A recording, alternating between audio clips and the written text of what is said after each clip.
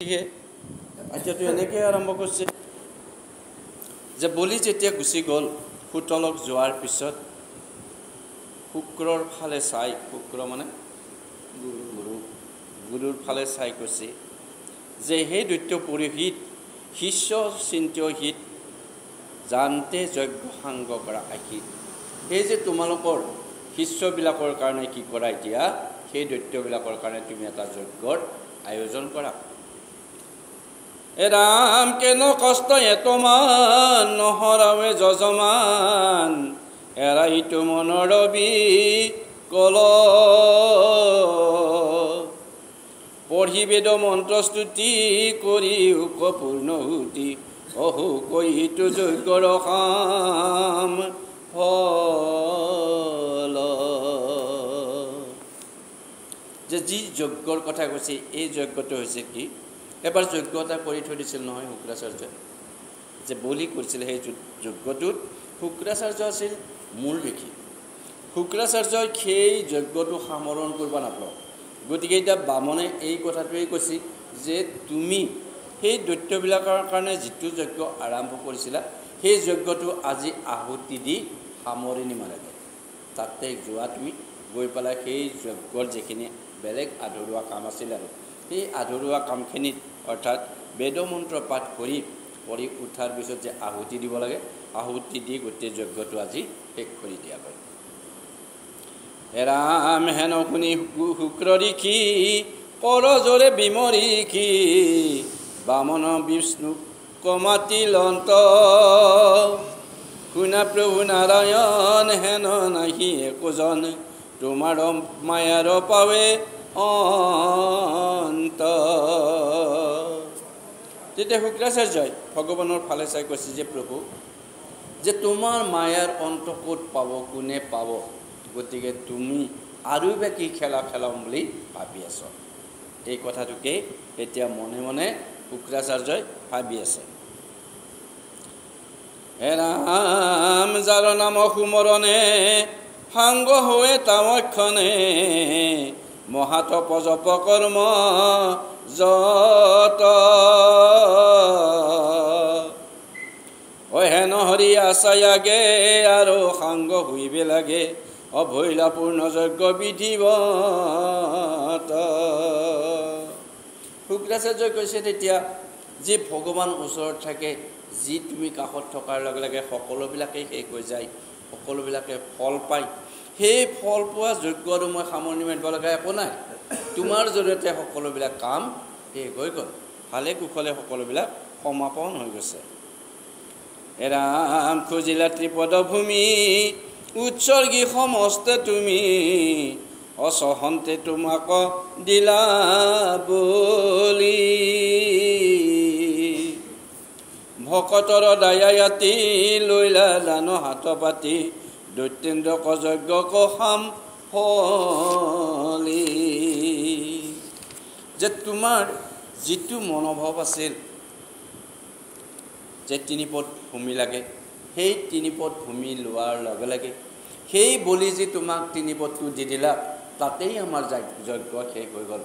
অৰ্থাৎ যজ্ঞৰ আহুতি আমি তেনেকৈ দিলোঁ যে ভগৱানৰ ওচৰত গোটেইখিনি বস্তু সমৰ্পণ কৰাৰ পিছত আৰু যজ্ঞৰ কোনো প্ৰয়োজন নাই। গতিকে সেই যজ্ঞ সেইদিনাই শেষ হৈ গৈছে। ৰাম আপুনি যে খনে আইলা, সদয় নয়নে চাইলা, ভৈলা যজ্ঞতে খনে সাংগ, তোমাৰ দয়া দেখ হৰি তথাপি শিৰত ধৰি, পুৰিব যজ্ঞৰ সবে মান। শুক্ৰাচাৰ্যই কৈছে যজ্ঞ আৰম্ভ কৰিব লগা একো নাই, তুমি যেতিয়াই সমস্তবিলাক দি দিলা, দিয়াৰ পিছতে কি হৈ গ'ল, যজ্ঞ সুন্দৰভাৱে সমাপন হৈ গ'ল। তথাপি যিহেতু তুমি আদেশ দিছ, তথাপি মই আকৌ যজ্ঞথলীলৈ গুচি যাম আৰু সেই যজ্ঞথলীৰ পিছৰ কামখিনি মই কৰিম। ৰাম নম হৰি 12-3-4 স্মৰি, যজ্ঞ সমৰ্পিলা শুক্ৰ ঋষি, অত্ৰিদশে সহিতে হৰি চাহি আচাৰংগ কৰি, হৰি নাম সুখে দোষ দেখি। শুক্ৰাচাৰ্যই ক'লা যে সমস্ত দেৱতা সমস্ত দৈত্যগত তোমালোকে সাক্ষী হৈ থাকা, মই মোৰ যজ্ঞ সমাপন কৰি দিলোঁ ইয়াতে। এই বুলি কোৱাৰ লগে লগে চাৰিওফালৰ পৰা এই দেৱতাবিলাকে কি কৰিব আছে, তেওঁলোক পুষ্পবৃষ্টি কৰি আছে, তেওঁলোক কি কৰি আছে, হৰি নাম গাই চাৰিওফালে হৰিময় কৰি দিছে।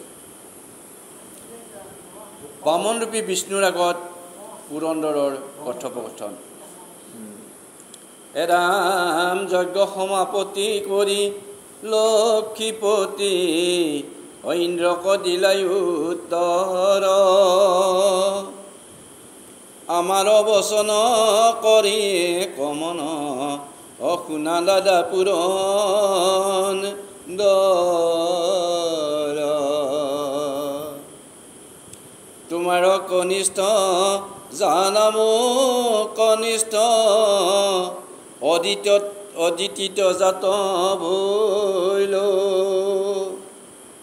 মাতৃবাক্য পালি বলি কনিকলি অত্ৰৈলক্য কাঢ়িয়া লৈল।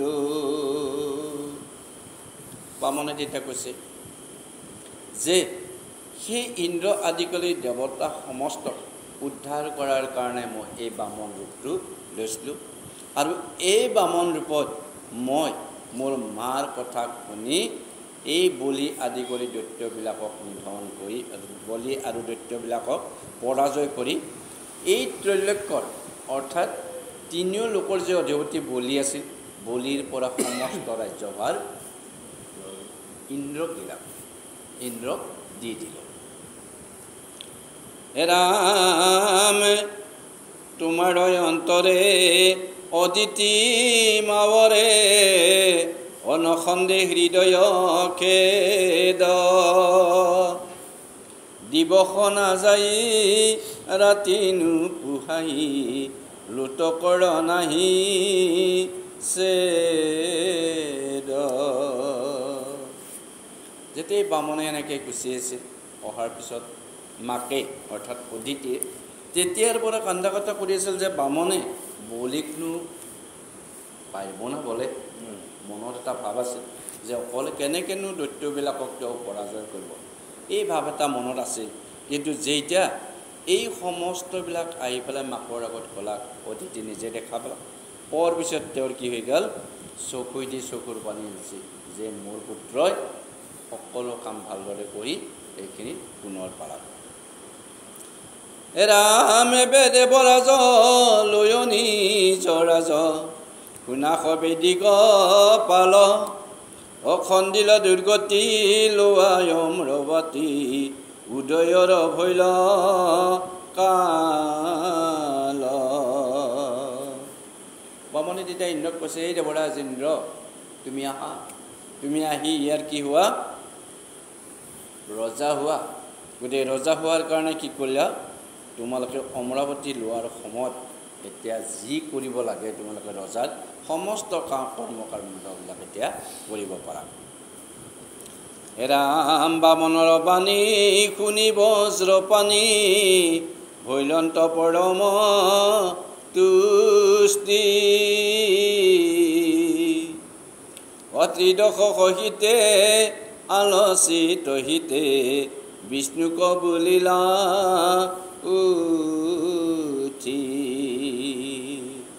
তেতিয়া ইন্দ্ৰ দেৱতাই এই বামনৰ কথা শুনি পুনৰ তেওঁক ক'ব ধৰিছে, ৰাম শুনিল গোসাই তুমি মোৰ ভাই, অভৈলা যদি স্বৰূপত ভূঞা যুৱৰাজ চৰ্চা ৰাজ কাজ পালা মোৰ ত্ৰিজগত। ইন্দ্ৰই কৈছে, মোৰ মা যদি অদিতি এইটো আছিল, গতিকে অদিতিৰ সন্তানে যদি তুমি হয় তেতিয়াহ'লে তুমি মোৰ ভাই হোৱা, ভাই হোৱা যিহেতু তুমিয়ে সমস্তবিলাক কৰিলা, গতিকে এই অমৰাৱতীৰ ৰাজভাৰ আজিৰ পৰা তুমি লোৱা। ইন্দ্ৰই কৈছে যে মই নলওঁ, সৰু ভাই হ'লেও তুমি এই ৰাজ্যভাৰটো ল'ব পাৰা, তুমি লোৱা। হে ৰাম তোমাৰ আশ্ৰয়ে আনন্দে হৃদয়ে থাকো কত কাল সুখে অভুঞ্জিলো নিকাৰ অৱস্থাই আমাৰ কি কৰিব আপোনাৰ মুখে। যে তোমাৰ যদি আশ্ৰয় নাপলো হয় তেতিয়াহ'লে আমাৰ যিমান দুখ যন্ত্ৰণা চলি আছিল এই সমস্তবিলাকৰ পৰাই আমি কোনোদিনে নিস্তাৰ নাপলো হয়। ৰাম নাপালো তাহাৰ নাছিল আমাৰ অপলাইবাৰ কত পুৰি হয়ে শ্ৰুতি হৰে হেনন তু কৰে আমাক আন আহুৰি। এনেকুৱা এটা আমাৰ অৱস্থা গৈছিল যেনেকৈ দুখীয়া মানুহবিলাকে এটা সময়ত খাব নাপায় ল'ব নাপায় ফুৰিব নোৱাৰে, ঠিক একেদৰে এই দেৱতাবিলাকৰো এনেকুৱা অৱস্থা আছিল। তেওঁলোকে খাব নাপায়, নিৰ্দিষ্ট স্থানত থাকিব নোৱাৰে। কিয় থাকিব নোৱাৰে? যে সেইখিনি সময়ত দৈত্যবিলাকে আহি যদি কিবা কাৰণত দেৱতাবিলাকক দেখা পায় দেৱতাবিলাকক তাতেই মাৰিব গ'লে আগবাঢ়ি যায়। গতিকে দেৱতাবিলাকে সেই ভয়তে দৈত্যবিলাকৰ ভয়তে দেৱতাবিলাকে লুকাই থাকিব লগা বাধ্য হৈ গৈছিল। আৰু তাকেই কৈছে ভয়ে শ্ৰুতি হ'লে হেনে নতু কৰে আমাক আন আখুৰি, যে সেই দৈত্যবিলাকে আমাক মাৰিব বুলি আমাৰ মনটোত এটা ভয় সোমাই গৈছিল। ৰাম তুমি বিনে মোৰ হেনয় দুৰ্ঘোৰ দুৰ্গতি তাৰণতা নাই অকুলৰ প্ৰদীপ নেৰিবা সমীপ লগে থাকো দুই ভাই।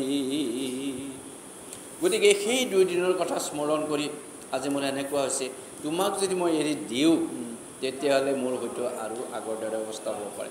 গতিকে আজিৰ পৰা আমি দুয়ো ভাই একেলগে লগ লাগি থাকোঁ, কোনোদিনে তেতিয়া আমাৰ কোনো ক্ষতি কৰিব নোৱাৰে।